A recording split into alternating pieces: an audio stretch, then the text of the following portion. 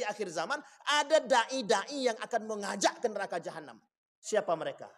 Dai-dai yang yang dai-dai yang mencintai dunia. Dai-dai yang mohon maaf tak bisa mempertahankan akidah dia di tengah gejolak dunia yang begitu luas dalam pandangan dia. Kelak kata Nabi di akhir zaman, kata Nabi, yang paling banyak di tengah umat muslim adalah munafik, bukan mukmin. Ini kasus yang kedua Bapak Ibu. Pengaburan tentang makna Al-Quran hari ini. Yang lagi tersebar di tengah umat muslim hari ini, yang lagi rame-ramenya Bapak Ibu. Apa kata mereka? Cerita-cerita Nabi dalam Al-Quran itu dongeng belaka. Itu videonya sudah tersebar itu Bapak Ibu. Itu sudah dikatakan oleh orang terdahulu.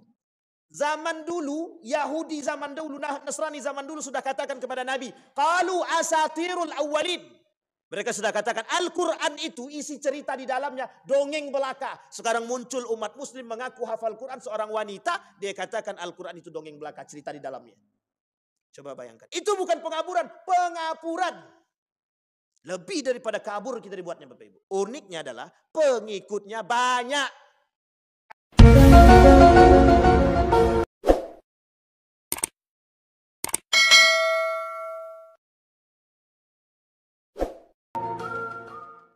Assalamualaikum warahmatullahi wabarakatuh.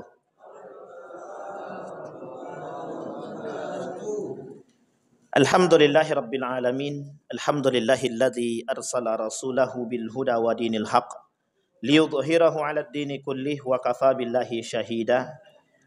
Ashhadu an la ilaha illallah wahdahu la syarika lah wa ashhadu anna Muhammadan 'abduhu wa rasuluh la nabiyya ba'd. Allahumma salli wa sallim wa barik ala hadzal nabiyil karim. Allahumma salli ala Muhammad wa ala ali Muhammad fil alamin innaka Hamidum Majid. Ya ayuhan nasu taqu rabbakumul ladzi khalaqakum min nafsin wahidah wa khalaqa minha zawjaha wa batha minhuma rijalan katsiran wa nisaa wattaqullaha alladzi tasaaluna bihi wal arham innallaha kana 'alaikum raqiba.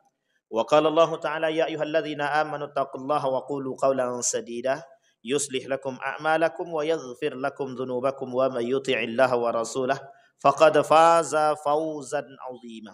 Puji syukur kehadiran Allah dengan mengucapkan alhamdulillahirabbil alamin, berselawat kepada Nabi dengan mengucapkan Allahumma shalli ala Muhammad wa ala ali Muhammad fil alamin innaka Hamidum Majid. Mudah-mudahan di malam hari ini kita semua istiqamah dalam kebaikan dan ketaatan kepada Allah, menjadi orang-orang yang istiqamah, orang-orang yang taat, orang-orang yang selalu diridhai oleh Allah, selalu ditunggu oleh Allah kedatangannya dan yang dicintai. Amin ya rabbal alamin. Hendaknya kita husnul khatimah. Allah bermula dengan ayat yuriduna liyutfi'u nurallahi wallahu mutimmu nurihi walau karihal kafirun. Kata Allah di dalam Al-Quran, ada sekelompok orang-orang yang ingin mematikan api cahayanya Allah, yang kemudian Allah sempurnakan api tersebut sekalipun orang-orang kafir itu tidak suka. Di dalam ayat yang lain Allah kata walan tarda ankal yahud walan nasara hatta tattabi'a millatahum, kata Allah. Di dalam ayat yang lain Allah kata innal ladzina yakfuruna billahi wa rusulihi wa yuriduna an yufarriqu bainallahi wa rusulihi thumma wa yaquluna nu'minu bi ba'd wa nakfur bi ba'd wa yuriduna an yattakhidhu baina dzalika sabila ulaika humul kafiruna haqqan. Kata Allah di dalam Al-Qur'an, ayat yang pertama tadi kita bacakan, ada orang-orang yang ingin memadamkan api cahaya, yang api cahaya itu Allah hidupkan, tapi mereka ingin mematikan, tapi kembali Allah hidupkan secara sempurna, meskipun kata Allah mereka tidak suka, meskipun mereka tidak suka. Di dalam ayat yang lain ada kalimat yang sangat sederhana, Allahu nurus samawati wal ard mathalu nurihi kamishkatin fiha misbah. Al-misbahu fi zujajah, az-zujajatu ka'annaha kaukabun durriyyu yuqadu min syajaratin mubarakah zaitunatin la syarqiyyati wala gharbiyah yakadu zaituha yudhi'u walau lam tamsashu nar nurun ala nur, kata Allah. Ada suasana gelap gulita. Di antara gelap gulita ada satu bolongan kecil, yang dari bolongan kecil tersebut muncul lampu atau cahaya. Inilah yang disebut dengan miskat. Atau bahasa lain disebut dengan Miskatul Anwar, tempat celah sebagai penerang. Inilah yang disebut sebagai nilai-nilai agama oleh para ulama. Kata mereka, yang disebut dengan cahaya yang dihidupkan oleh Allah itu adalah nilai-nilai agama. Yang memegang teguh kepada nilai agama dia hidup, yang tidak berpegang teguh pada nilai agama dia mati. Bapak Ibu sekalian yang berbahagia, merujuk kepada ayat yang kedua yang tadi kita bacakan, walan tarda ankal yahud walad nasara hatta tattabi'a millatahum. Apapun itu, orang Yahudi dan Nasrani, sampai kapanpun mereka tetap akan menghancurkan kita dengan berbagai macam program dan proyeknya agar kita tetap bisa jauh daripada Al-Quran. Louis raja yang ke-16 masuk dalam penjara menjadi tawanan. Ketika dalam penjara menjadi tawanan, dia sampaikan kepada orang-orang yang pengikutnya yang di luar, jangan perangi Islam dengan senjata, tapi perangi Islam dengan otak. Sehingga yang terjadi, Bapak Ibu sekalian yang berbahagia, disambut baik oleh mereka. Bagaimana peran Yahudi sebagai seorang pemula dalam merusak akal manusia, bernama Theodor Herzl ketika dia berada di Palestina, ketika dia berada di Turki, untuk menghanguskan api-api yang tadinya dihidupkan oleh Allah. Kobaran api perjuangan dan jihad umat muslim pada masa Turki Utsmani nampak dikobarkan atau dipadamkan oleh Theodor Herzl hanya dalam jangka 50 tahun. Sampai hari ini api itu tak pernah hidup kembali. Baru hidup sedikit mati, Apa kata Theodor Herzl? 50 tahun ke depan Islam tak ada lagi, yang ada sekulerisme. Inilah yang terjadi hari ini di tengah umat muslim hari ini. Betapa jauhnya nilai agama dari diri kita semua hanya karena disebabkan pengaruh New World Order. Tatanan kehidupan yang baru yang dimula dan dipegang oleh kelompok yang disebut dengan secret society, masyarakat rahasia yang kepalanya adalah Yahudi. Yahudi bekerja sama dengan Nasrani untuk menghancurkan Islam yang tak pernah ikut kerjasama. Yahudi tak pernah mau bekerja sama dengan manapun, dengan agama manapun untuk menghancurkan Islam. Tapi karena ketidakberhasilan dia meredupkan api cahaya agama, dia perlu kawan, dia butuhkan kawan. Siapa kawan dia? Nasrani. Ternyata Nasrani sudah, kawan dia Yahudi sudah, Nasrani sudah. Tak mampu menggoyang itu. Tak mampu menggoyang Turki Utsmani. Dia cari kawan yang ketiga.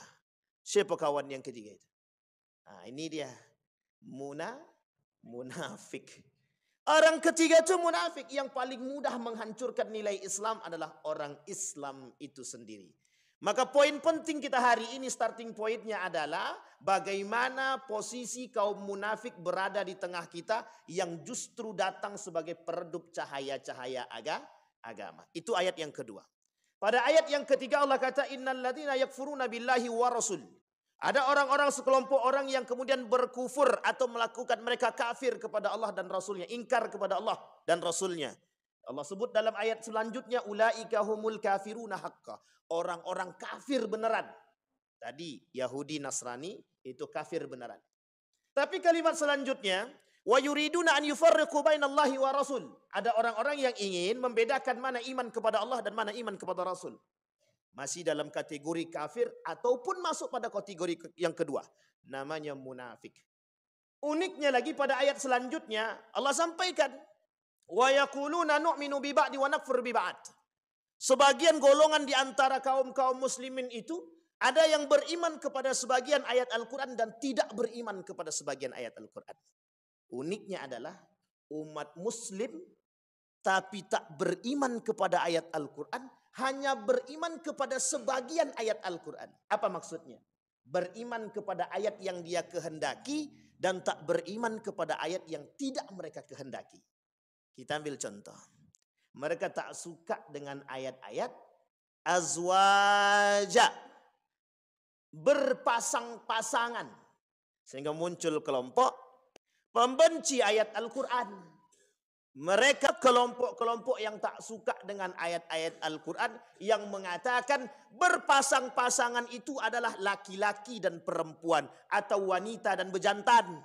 Kata Yang berpasang-pasangan itu mau laki-laki dengan laki-laki, perempuan dengan perempuan. Mereka menolak sebagian ayat Al-Quran. Tapi pada hakikatnya mereka beriman kepada Allah. Artinya beriman kepada sebagian ayat Al-Quran. Qul huwallahu ahad. Mereka percaya itu ayat. Mereka percaya kok ayat Qul huwallahu ahad. Katakan bahwa Allah itu Esa. Mereka katakan. Mereka beriman kok kepada Allah. Tapi mengapa pada ayat Nabi Lut mereka tak percaya? Artinya nu'minu bi ba'din wa nakfur bi ba'd. Ada kelompok yang lain, ada. Mereka yang tak suka, mereka yang tidak suka dengan ayat yang mengatakan haram nikah beda agama. Mereka katakan nikah beda agama itu haram kata Allah, tapi kata mereka tidak haram karena kondisi sudah berbeda. Sehingga apa? Mereka tetap beriman kepada Allah. Mereka tetap membaca Al-Fatihah. Mereka tetap percaya kepada tafsir-tafsir surat, tapi mereka tidak percaya pada ayat-ayat tertentu yang sesungguhnya mereka masuk di dalam itu. Jadi mana yang ingin mereka cintai, yang suka dengan mereka. Mana yang mereka tidak suka, mereka tidak cintai. Artinya nu'minu bi ba'd wa nakfur bi ba'd. Kalimat selanjutnya kata Allah, wa yuriduna an yattakhidha baina dzalika sabila. Itulah jalannya untuk merusak akidah umat Islam. Salah satunya harus dengan kelompok-kelompok tertentu jika ingin berhasil. Kalau tidak berhasil, nanti kita kaitkan. Kalau tidak akan berhasil mereka merusak Islam. Kenapa tidak berhasil? Karena ketika Islam diajak berjihad, tombak jihad paling tinggi umat Muslim. Ketika diangkat tombak, satu perintah semua maju. Tapi ketika jihadnya melawan hawa nafsu, mundur semua. Ayo berjihad melawan hawa nafsu, semua turun. Kenapa? Karena paling berat itu melawan hawa nafsu. Asyaddul jihad, jihadul hawa. Apa contohnya? Paling berat menahan hawa nafsu untuk tidak korupsi. Itu jihad hawa nafsu. Jihad paling kuat adalah menahan diri untuk tidak keluar di malam tahun baru. Sementara di tengah para pemuda-pemuda dan orang-orang keluar berombongan untuk melihat kembang api meletus, yang sama sekali tak ada manfaat. Bayangkan kita menahan diri, jangan keluar, jangan keluar, jangan keluar. Kita Muslim sejati. Dibisikkan, tapi ada kambing guling di situ. Goyang. Hanya karena kambing guling, goyang. Iya juga ya. Akhirnya datang juga. Keluar juga di malam tahun. Keluar juga di malam tahun baru. Hanya karena kambing. Coba kalau seandainya sapi yang melompat. Kalau sapi guling, bukan keluar lagi. Semua keluar satu keluarga. Kenapa? Itu banyak sapi itu. Kalau kambing mungkin sedikit porsinya. Artinya apa? Berjuang melawan hawa nafsu. Ulaika humul kafiruna haqqa. Kata Allah, orang-orang kafir yang benar itu. Orang kafir terbagi dua. Satu, orang kafir benaran yang non muslim. Yang kedua, orang muslim tapi kufur. Dia tak kafir memang, tapi mereka kufur, pelaku kekufuran. Seorang muslim yang mengucapkan selamat Natal kufur. Seorang muslim yang tidak solat kafir. Man taraka shalah kafir fahuwa kafir, man taraka zakah fahuwa kafir, man taraka shaum fahuwa kafir. Yang meninggalkan rukun Islam, yang meninggalkan rukun iman, semua kafir. Tapi apakah kafir mereka keluar daripada Islam? Tidak. Mereka sederajat dengan dosa-dosa pelaku kekafiran yang disebut oleh para ulama kufur. Berarti orang yang mengucapkan selamat Natal kufur. Menurut pandangan saya kufur. Kenapa saya katakan kufur? Karena tak selayaknya seorang mukmin mengucapkan itu. Pertanyaannya adalah, bagaimana kalau umat-umat Muslim ini melakukan perayaan hari raya, melakukan peringatan tahun baru atau merayakan tahun baru? Bagaimana posisinya? Dikatakan para ulama syubhat atau syirik samar-samar. Makanya disebut dengan syubhat. Kenapa kita katakan syubhat? Dinisbatkan kepada hal yang haram tak bisa. Dinisbatkan kepada yang halal juga tak bisa. Kenapa syubhat? Karena di tengah-tengah antara hukum halal dan antara hukum yang haram. Dikatakan haram tak bisa, dikatakan halal tak bisa, tapi dia dikatakan syubhat. Kenapa syubhat? Tak ada hukum. Kenapa kok tak ada hukum? Siapa yang mau mengambil hukum? Apa yang harus dihukumi? Adakah sesuatu yang harus dihukumi? Kapan bisa dihukumi? Ketika sesuatu terjadi. Ada manfaat bisa dihukumi. Ada mudarat bisa dihukumi. Sekarang tergantung mana yang paling besar, mudarat atau manfaat. Kalaulah manfaatnya lebih besar, maka bisa dihukumi mubah. Tapi kalaulah mudaratnya lebih besar, maka bisa dikatakan haram. Sekarang pertanyaannya kembali kepada starting, kembali kepada pola pikir kita melihat itu. Perayaan tahun baru, apakah datang mudarat yang besar? Mudarat yang besar atau manfaat yang besar? Mudaratnya jauh lebih besar. Banyak orang-orang yang melakukan perayaan tahun baru menyediakan ladang-ladang maksiat. Sehingga yang terjadi zina. Mereka sediakan semua tempat-tempat untuk perzinahan. Ada yang melakukan trompet, mutasyabih, au yusbih bil kufri. Mereka menyamakan perbuatan mereka dengan orang kafir. Kenapa tidak? Penetapan perayaan tahun baru pada pertama sekali 1582 oleh Paus. Siapa dia? Gregorian. Kemudian ditetapkan kembali pada periode selanjutnya 1752 oleh siapa? Sama Paus Gregorian selanjutnya.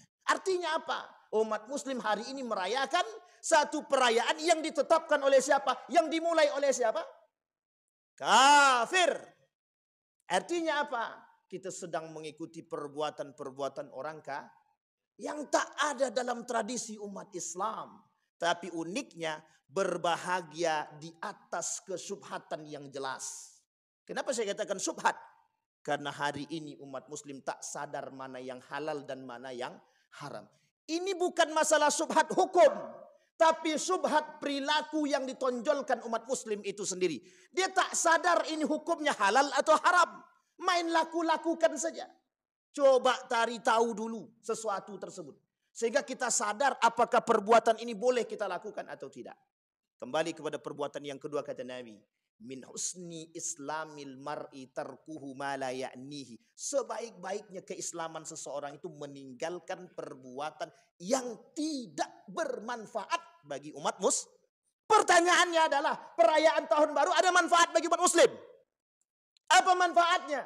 Manfaatnya adalah kebodohan yang nyata. Menengok bom meletus. Habis bom meletus semua balik ke rumah masing-masing. Pertanyaannya, kenapa tak buat bom di rumah saja?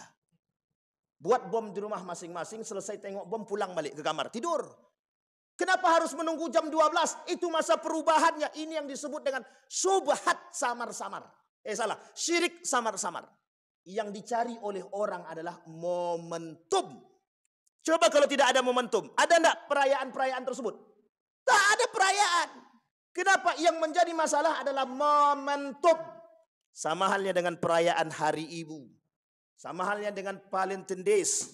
Sama halnya dengan feminisme, Hari Perempuan. Apapun itu bukan berdasarkan kepada prinsip dan tradisi Islam.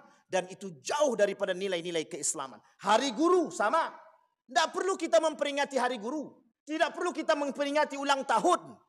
Tidak diulang juga tahun itu tetap akan berulang. Tidak perlu diulang pun dia tetap akan berulang. Artinya apa? Artinya hari ini Bapak Ibu sekalian yang berbahagia. Dalam metode perang pemikiran, ada 4 metode dan strategi yang dilakukan oleh kafir Quraisy orientalis untuk merusak akidah kita. Yang pertama tashkik. Dah kita sampaikan di masjid kita nih. Ini masjid pertama kali yang menyampaikan tentang perang pemikiran dalam penyampaian metode. 1 di antara 4 itu tashkik, membuat umat muslim ragu dengan nilai agama Islam itu sendiri. Apa yang kita lihat? Hari ini kita lihat. Malam ini kita akan lihat. Berapa banyak orang yang keluar, kalau dia muslim sejati, kalau dia benar-benar muslim, dia tidak akan melakukan perbuatan yang tidak bermanfaat.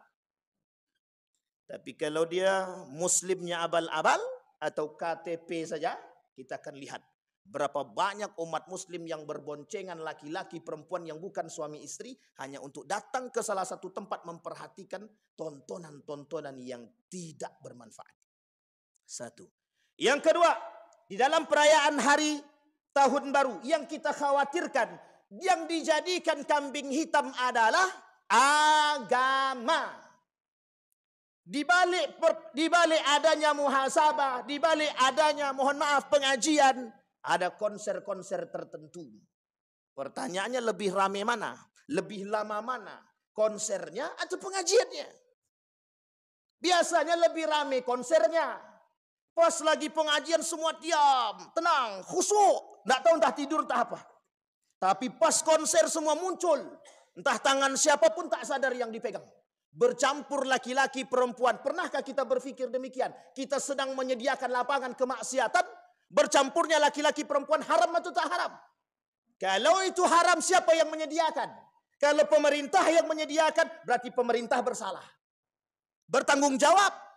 Kenapa harus bertanggung jawab? Karena dia yang menyediakan lapangan. Kecuali pemerintah bilang begini, pokoknya laki-laki perempuan, laki-laki sini, perempuan di sini. Setiap yang datang harus sendiri-sendiri, tidak boleh boncengan. Ini aturan agak berat sedikit. Saya kira tidak ada yang datang itu. Pengajiannya dari pertama sampai akhir. Sampai di akhir nanti semua berdoa istighosah. Minta hujan. Atau istisqa ya. Istighosah atau istisqa, terserahlah. Tapi saya kira tidak ada yang datang. Kenapa? Yang ditengok adalah ingin menengok momentum terbaik ketika bom meletus naik ke atas. Itulah yang kita praktekkan bersama. Begini kepala kita semua. Menunggu semua orang ke atas. Tak sadar dia kunci motornya hilang, motornya hilang, tak sadar. Karena sedang menengok ke atas. Meletus mercon tadi, puar, bubar semua. Selesai kata dia. Bayangkan Bapak Ibu kebodohan yang nyata di tengah umat Muslim yang kita pandang bersama. Main dengan trompet. Bapak Ibu tahu sejarah trompet. Siapa yang melakukan hal demikian? Di dalam Islam trompet itu kapan berlanjut? Kapan akan terjadi? Tinggal tunggu kiamat. Jadi kalau kita menghidupkan trompet seolah-olah mau kiamat sudah itu. Sudah siap. Kalau sudah siap tak masalah. Tapi siapa yang melakukan tradisi-tradisi trompet? Kafir. Orang kafir Nasrani.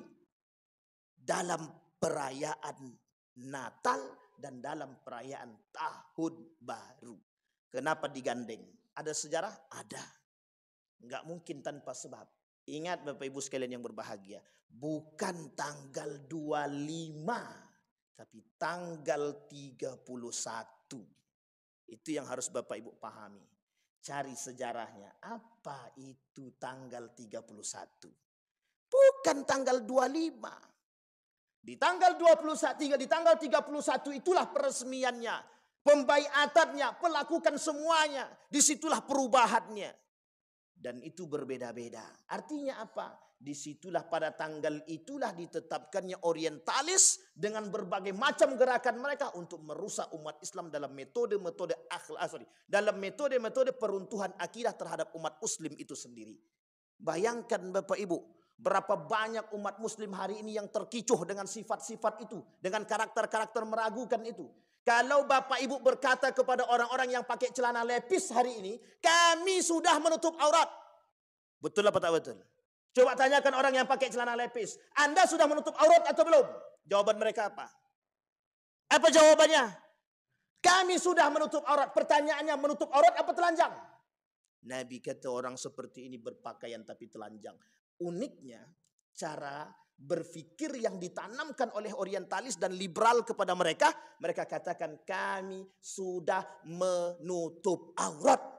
Padahal mereka menutup dengan menampakkan lekuk tubuh yang Nabi katakan itulah yang disebut dengan berpakaian tapi telanjang. Yang kedua, perhatikan betapa mudahnya anak muda hari ini berpegangan tangan laki-laki dengan perempuan. Apa jawaban mereka ketika ditanya? Kenapa kok kalian pegangan tangan? Jawabannya sederhana. Kan cuma pegangan tangan tanpa ada dosa. Pertanyaannya, berdosakah atau tidak? Kalau mereka mukmin, kalau mereka muslim, kalau mereka tahu nilai-nilai agama, tidak akan berpegangan tangan laki-laki dan perempuan.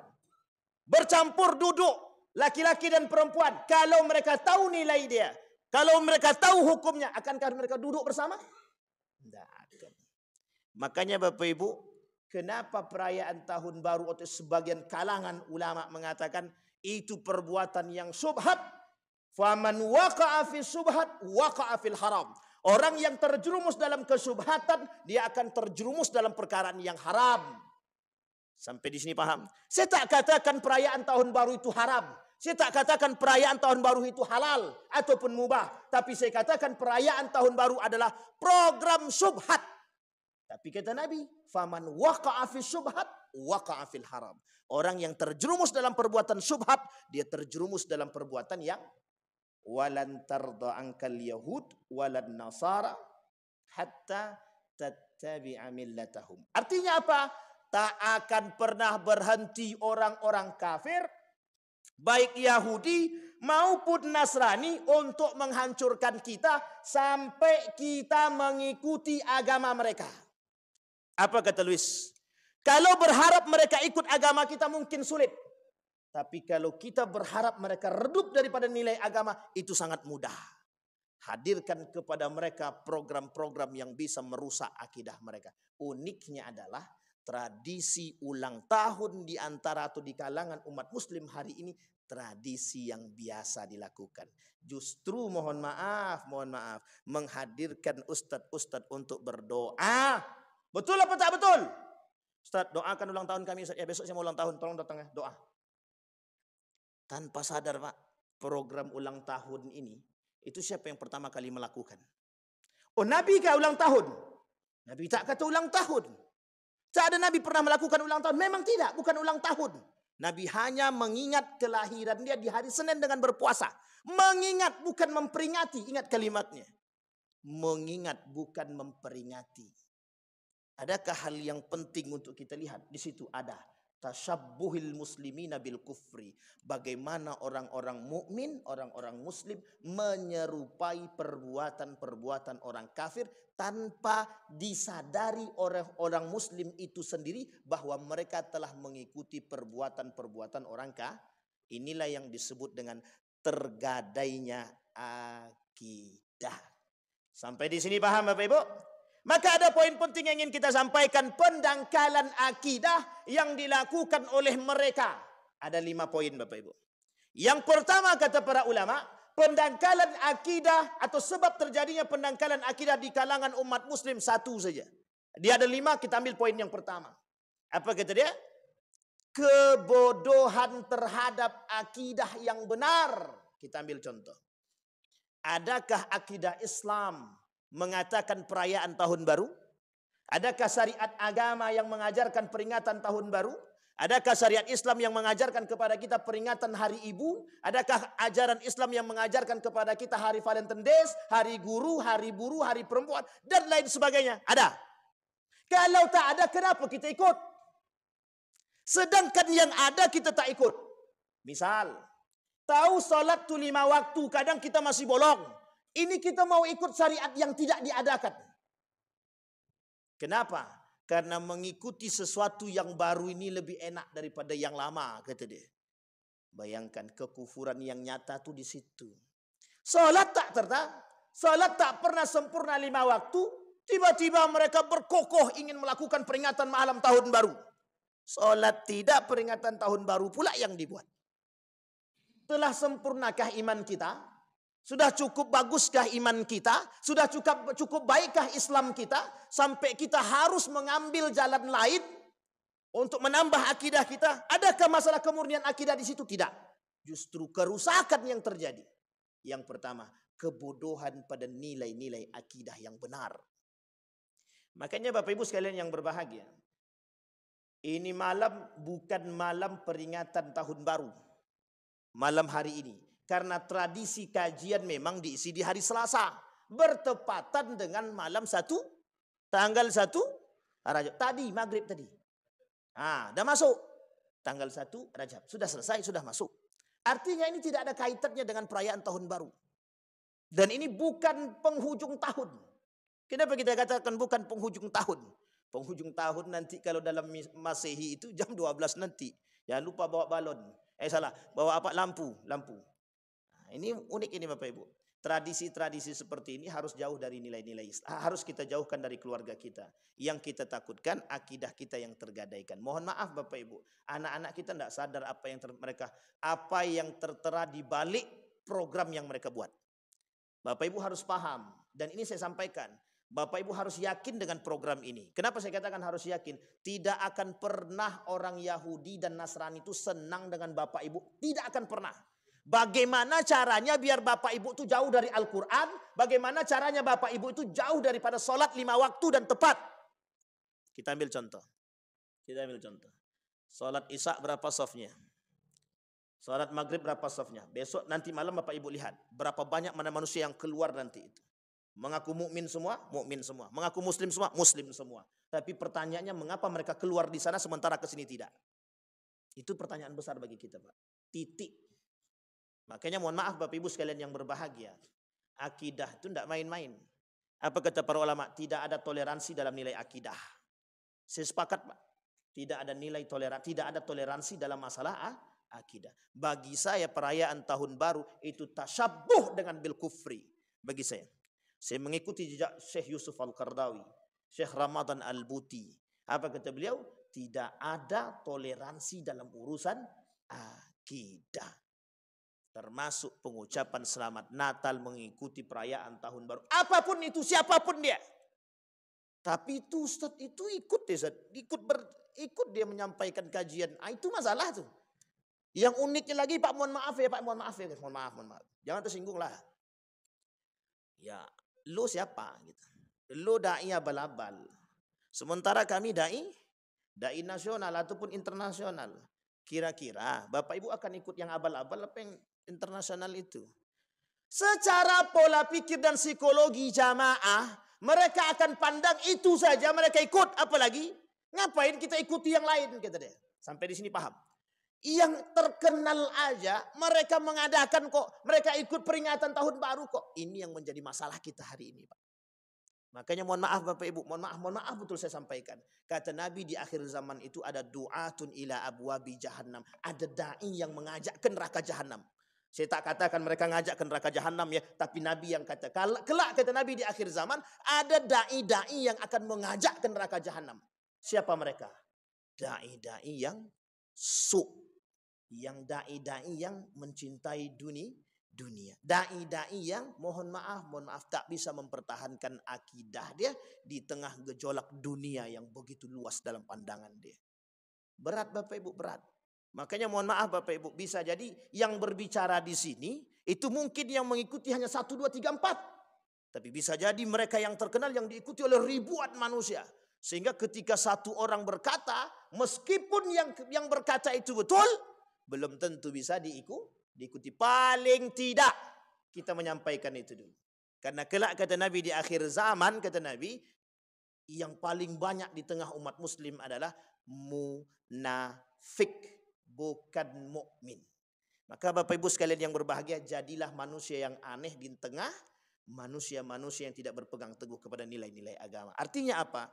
Orang yang berpegang teguh dengan nilai agama di akhir zaman itu adalah manusia yang aneh, kata Nabi. Yang aneh.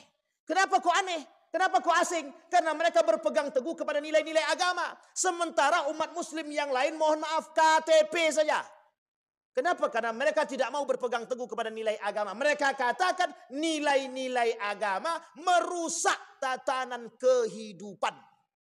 Makanya Bapak Ibu, keberhasilan kaum liberal itu atau kaum sekuler itu memisahkan kita dari nilai agama. Apa contohnya? Peringatan tahun baru.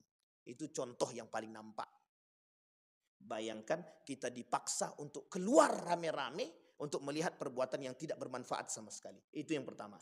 Yang kedua, bayangkan kita disuruh mengaminkan satu perbuatan dengan tradisi-tradisi kafir yang masuk ke dalam umat muslim dan kita amini tradisi tersebut. Iya apa tak iya?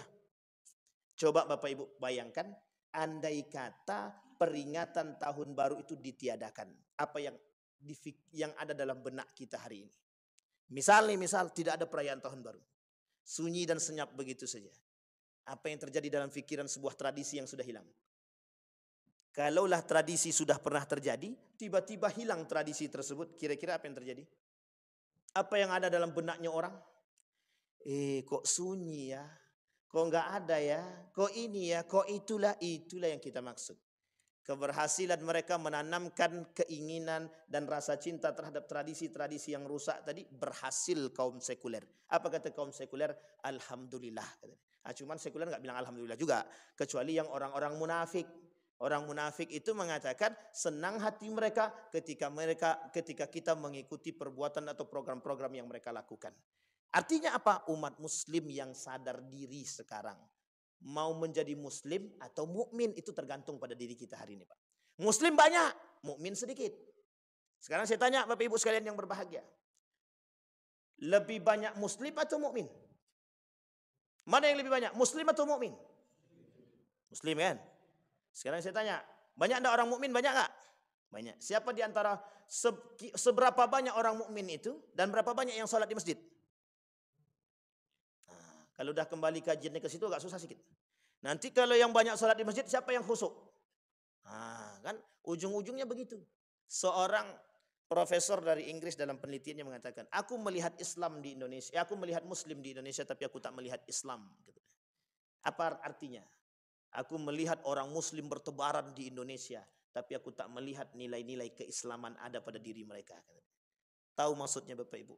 Satu sisi penelitian ini penting untuk kita jadikan cambuk bagi kita. Kenapa? Karena begitu jauhnya kita dari nilai agama. Satu. Yang kedua, begitu jauhnya akhlak-akhlak Islami dari tubuh kita. Yang ketiga, betapa jauhnya umat Muslim dari kitab suci Al-Quran. Iya apa tak iya? Iya atau tidak? Sekarang kita lihat Bapak Ibu. Dalam setiap acara apapun mesti ada baca Quran kan? Pertanyaan kita adalah seberapa jauh umat Muslim yang mendengarkan ayat Al-Quran yang dibacakan bertadabbur. Sumpah dengan Al-Quran itu hanya di fikiran. Tangan pun masih tetap korupsi. Tapi sumpahnya pakai Al-Quran. Sampai di sini paham Bapak Ibu? Makanya disebut dengan sumpah palsu. Nah, jangan tersinggung. Memang begitu keadaan kita. Artinya apa? Program yang dilakukan oleh orang kafir Quraisy dalam perang pemikiran itu berhasil. Sekarang pertanyaannya adalah siapa yang harus menjaga nilai-nilai itu sekarang? Ini poin pentingnya Bapak Ibu. Kalau sudah sadar kita akan tergadainya akidah kita, siapa yang harus menjaga akidah itu? Siapa yang harus menjaga, Pak? Siapa yang harus menjaga akidah Islam itu?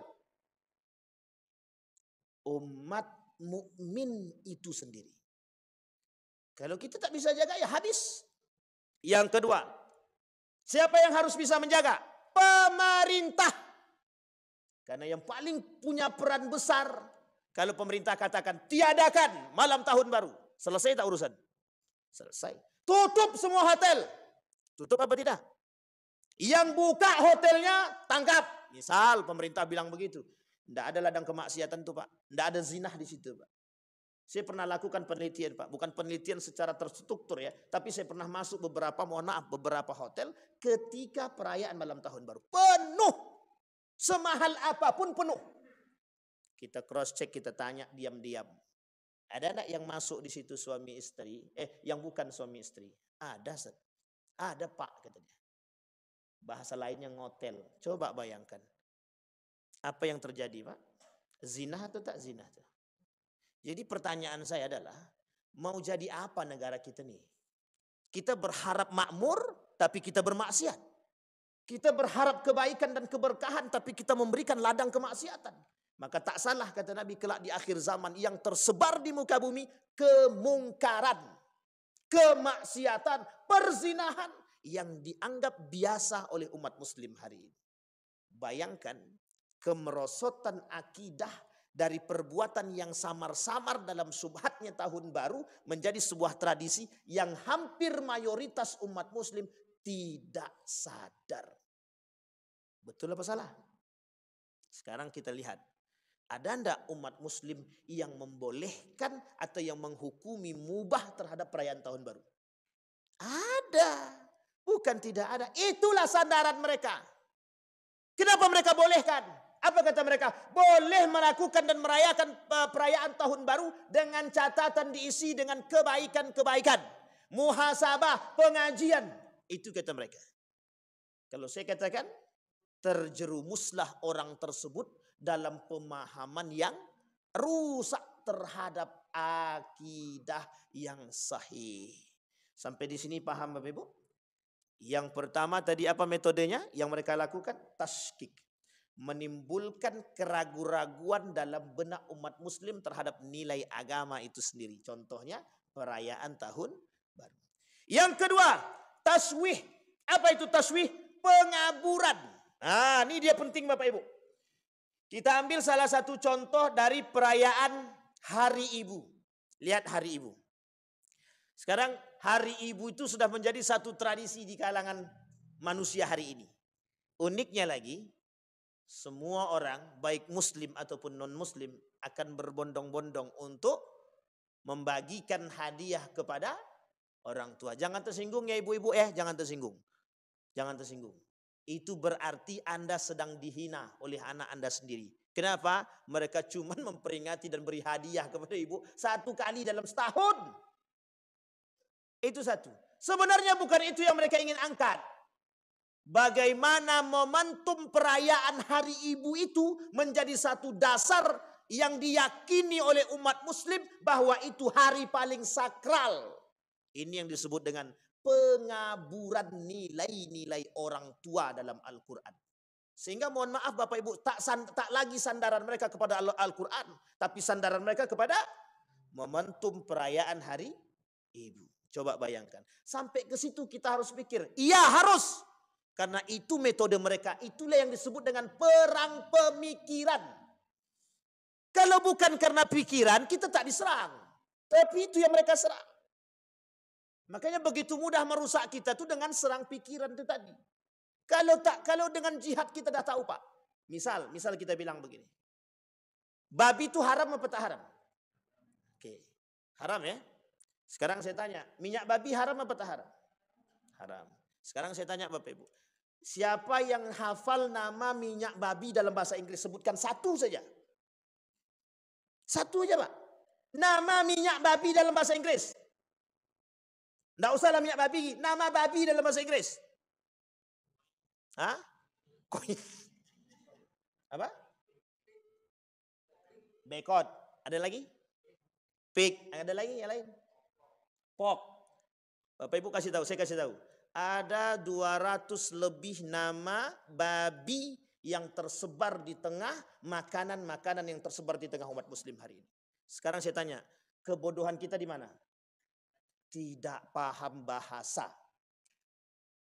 Betul apa salah? Sekarang saya tanya, berapa banyak yang hadir sekarang ini yang bisa bahasa Inggris? 1, 2, 3 paling. Mereka rusak kita dengan bahasa Inggris, mereka rusak kita dengan bahasa Arab. Coba. Ada yang tahu kalau kuaci itu ada campuran minyak babi? Ada yang tahu? Kuaci warna merah campurannya minyak babi itu. Tak ada yang tahu. Kita dirusak bukan hanya karena makanan, bahasa kita tak tahu. Sampai di sini paham. Ini kasus yang kedua Bapak Ibu. Pengaburan tentang makna Al-Quran hari ini. Yang lagi tersebar di tengah umat muslim hari ini, yang lagi rame-ramenya Bapak Ibu. Apa kata mereka? Cerita-cerita Nabi dalam Al-Quran itu dongeng belaka. Itu videonya sudah tersebar itu Bapak Ibu. Kita bantah besok Bapak Ibu. Ada momennya kita bantah itu. Kalau perlu di sini kita sediakan. Kita pakai PowerPoint, kita lihat betul tidak mereka mengatakan demikian. Betul Bapak Ibu. Itu sudah dikatakan oleh orang terdahulu. Zaman dulu, Yahudi zaman dulu, Nasrani zaman dulu sudah katakan kepada Nabi. Qalu asatirul awwalin. Mereka sudah katakan Al-Quran itu isi cerita di dalamnya dongeng belaka. Sekarang muncul umat muslim mengaku hafal Quran, seorang wanita. Dia katakan Al-Quran itu dongeng belaka, cerita di dalamnya. Coba bayangkan. Itu bukan pengaburan, pengapuran. Lebih daripada kabur kita dibuatnya Bapak Ibu. Uniknya adalah pengikutnya banyak. Apa kata dia? Aku setuju dengan dia, kata dia. Itu di kalangan yang tua-tua ini aman. Yang di kalangan anak muda serangan pertama yang mereka lakukan. Makanya mohon maaf, yang paling banyak rusak hari ini anak muda atau yang tua? Kata mereka yang tua itu tinggal tunggu tanggal main aja tuh. Paham maksud saya Bapak Ibu? Sekarang saya tanya, lebih ramai di kafe pada masjid? Itu pastilah Ustaz, tak mungkin kami harus jawab, oh ya oke lah. Sekarang yang kita tanya bukan itunya Bapak Ibu. Siapa banyak yang isinya siapa? Anak muda, oke ya, anak muda. Muslim apa non muslim? Muslim. Baik, sekarang kita lihat. Nak, sholatlah. Ketika azan, mereka sholat nggak? Di mana mereka sholat? Di kafe. Apa jawaban ketika kita tanya, kok enggak sholat ke masjid? Yang penting kami sholat. Sekarang saya tanya, di mana nilai yang hilang dari mereka? Di mana nilai yang hilang dari mereka? Nilai sholat berjamaah di masjid. Satu. Yang kedua, apa nilai yang hilang? Peran masjid bagi mereka tidak ada. Yang ketiga, berkurangnya keimanan mereka dan pengetahuan dan keimanan mereka terhadap masjid, terhadap Allah, terhadap salat berjamaah, terhadap perintah Rasulullah. Iya apa tak sih? Berapa banyak yang hilang dari mereka? Setidaknya 4 poin. Artinya apa? Yang kelima, mereka yang penting bagi mereka adalah yang penting bagi kami salat. Mau salat sendiri atau salat berjamaah itu terserah. Uniknya lagi, ketidaktahuan mereka terhadap akidah yang benar, mereka salat dengan pacar mereka. Yang satu jadi imam, yang pacarnya jadi makmum. Pertanyaannya, apa hukumnya salat yang satu laki-laki dan satu perempuan yang berdua salat? Yang bukan suami istri, apa hukumnya? Haram. Tahukah mereka hukum itu? Yang penting kami, coba lihat perhatikan kalimatnya. Adakah makna yang salah dari kalimat itu yang penting kami sholat? Adakah yang salah? Tak ada salah sebenarnya, secara logika tidak ada yang salah. Tapi coba perhatikan baik-baik, yang penting kami sholat. Ada yang salah? Dalam secara makna ada. Mau salah ataupun betul yang mereka lakukan, yang penting kami sholat. Mau benar sholatnya, mau nggak benar sholatnya, yang penting mereka itu salah atau tak salah? Salah. Yang benar itu apa? Harus benar sholatnya. Bagaimana Allah mau merubah sikap karakter seseorang kalau sholatnya salah kok? Makanya mohon maaf, kalimat dalam Al-Quran itu tak berlaku. Inna salata tanha anil fahsya'i wal munkar. Salat itu mampu mencegah perbuatan keji dan mungkar. Pertanyaannya, pacaran mungkar apa tidak? Kalau pacaran mungkar, mengapa salat dia tak mampu menghapus kemungkaran itu? Kenapa dia tetap salat tapi pacaran tetap jalan? Kenapa dia salat tapi mengucapkan selamat Natal tetap? Kenapa dia salat tapi masih ikut melakukan perbuatan yang tidak bermanfaat? Artinya apa? Salatnya sama sekali tidak berpengaruh. Apa masalah? Kata Syekh Abdurrahman As-Siddiq Al-Banjari, kalaulah salat seseorang itu tak mampu merubah perilaku seseorang, mesti salatnya nggak benar. Sampai segitunya kita harus turunan? Iya. Begitulah kaum orientalis merusak kita sampai sedalam itu. Apakah mereka tak paham? Paham. Sekarang saya tanya, berapa banyak para penghafal Quran hari ini? Berapa banyak penghafal Quran hari ini? Mulai banyak. Pertanyaannya, berapa banyak dari orang yang baca Quran dan hafal Quran yang bertadabbur dengan ayat Al-Quran hari ini? Sekarang kita lihat di masjid ini. Ada program tadabbur ayat Al-Quran? Berarti tugas Pak Yendi itu Pak Yendi. Harus ada itu Pak Yendi. Jangan sampai tak ada. Coba bayangkan Pak. Mau saya kembalikan lagi kepada sejarah. Perhatikan sejarahnya Bapak Ibu. Orang Yahudi asli Jerman dan Yahudi asli Prancis, mereka mempelajari kitab Al-Quran. Ingat itu. Pertanyaan kita adalah, mereka mengetahui kelemahan kita dari mana? Dari Al-Quran. Apa mereka kata? Di dalam Al-Quran itu orang yang baik, orang yang beriman, orang yang percaya dengan Al-Quran, orang yang percaya dengan hari kiamat, orang yang percaya dengan kebaikan akan menghasilkan akhlak-akhlak yang baik. Itu mereka bagikan poin. Apa kata mereka? Jauhkan mereka dari Al-Quran. Yang terjadi hari ini adalah, kenapa umat muslim merosot? Karena mereka jauh daripada Al-Quran. Makanya Bapak Ibu sekalian yang berbahagia, kenapa umat muslim mundur dan merosot hari ini secara peradaban? Karena umat muslim hari ini jauh daripada Al-Quran. Sekarang kita lihat dalam acara perayaan tahun baru, berapa menit baca Qurannya? Berapa menit baca Qurannya? Kalaupun ada. Paling 10 menit Pak. Itu udah paling panjang tuh. Udah paling panjang tuh 10 menit. Pertanyaannya, setelah itu ada nggak tadabbur ayat Al-Qurannya? Paling kajian singkat lah. Untuk muhasabah diri, ingatlah kita akan mati semua. Betul, memang mati. Tak diingat pun kita juga bakal mati.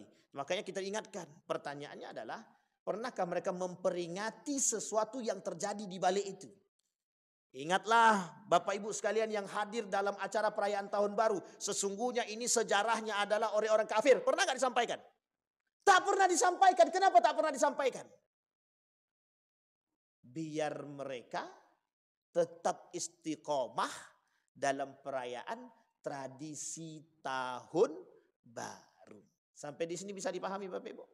Terakhir Bapak Ibu. Terakhir. Taghrib. Dia ada 4 kan, kita ambil yang 3 sajalah. Yang ketiga itu taghrib. Westernisasi. Tahu westernisasi Bapak Ibu?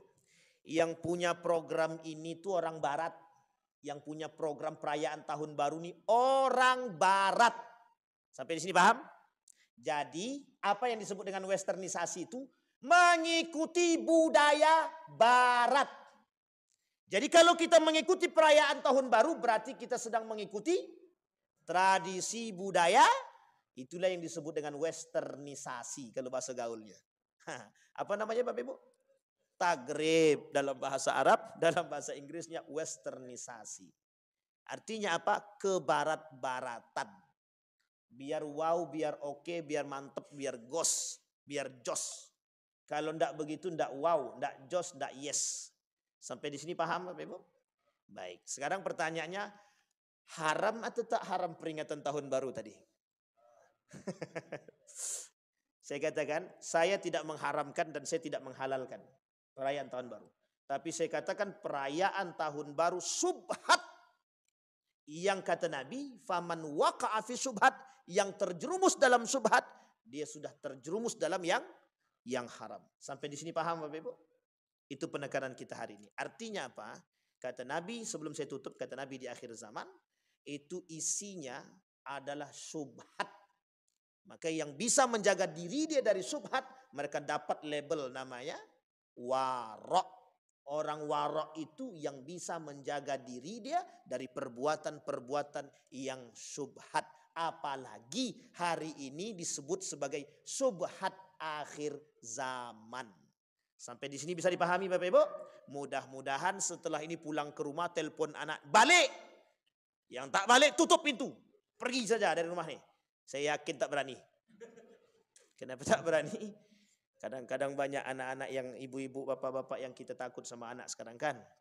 Ya ini adalah psikologi. Tapi mudah-mudahan yang di sini anak-anaknya sudah tidak ada yang di sana. Ya tidak ada yang di sana. Maksudnya tidak tahu tidak ada yang di sana mana kita nggak tahu. Tapi mudah-mudahan kita istiqamah, tetap istiqamah mengajarkan kepada anak akidah yang benar. Yang anak-anaknya keluar malam hari ini teleponlah suruh pulang ke rumah. Biar cukup di rumah saja, berdamai dengan waktu. Tinggal nunggu malam saja, besok pagi nalantak nak keluarlah. Itu terserah, yang penting jangan malam hari ini. Biar kita tidak bertasyabuh. Kata Gus Najib, saya mengutip perkataan beliau sebelum saya tutup, kata Gus Najib. Ketika ditanya, apa pendapat Gus Najib tentang perayaan malam tahun baru? Kata beliau, sebaiknya berdiam dirilah di rumah. Tidak usah keluar dan tidak usah beramai-ramai. Takutnya kita terjerumus dalam tasyabbuh bil kufri. Takut kita terjerumus dalam perbuatan yang menyerupai perbuatan orang kafir. Saya kira itu saja, mudah-mudahan bermanfaat bagi kita semua. Fa'tabiru ya ulil absar la'allakum tuflihun. Assalamualaikum warahmatullahi wabarakatuh.